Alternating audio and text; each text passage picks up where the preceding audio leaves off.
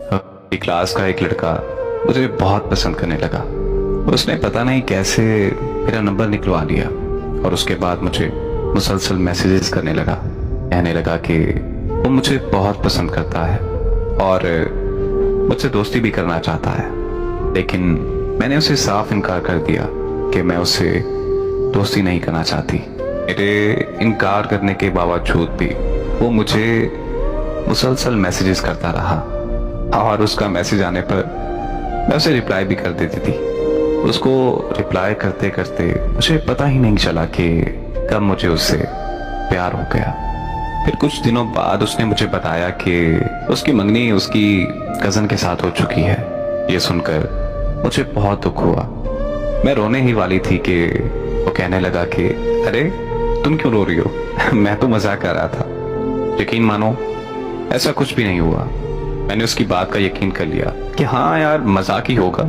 मुझे उससे इतनी ज्यादा मोहब्बत हो चुकी थी कि मैं उसकी मोहब्बत में सारी दुनिया भुला चुकी थी। फिर एक दिन मैंने उसके मोबाइल में उसकी तस्वीर एक लड़की के साथ देखी। उस तस्वीर को लेकर हम में शदीद लड़ाई हो गई और उसने मुझे ब्लॉक कर दिया।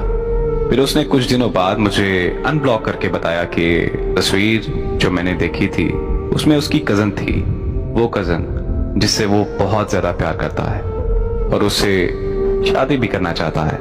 ये सुनने के बाद मुझ पर जो कयामत गुजरी वो मैं जानती हूँ या फिर मेरा रब जानता है। उसने मेरे साथ धोखा किया और वो मुझसे नहीं बल्कि किसी और से प्यार करता था। ये सब जानने के बावजूद भी मैं उससे प्यार करती हूँ। मेरी आज भी उससे बात होती है क्योंकि मैं उसके बगैर नहीं रह सकती। लेकिन मैं बहुत ज्यादा अजियत में हूँ। सोच सोच कर मैं पागल होती जा रही हूँ कि वो मुझसे नहीं बल्कि किसी और से प्यार करता है। मैं हर वक्त उसके ख्यालों में खोई रहती हूँ। आज मैं जिंदगी के ऐसे मोड़ पर खड़ी हूँ कि जहाँ मुझे मेरे मसाइल का हल सिर्फ और सिर्फ मौत नजर आ रहा है।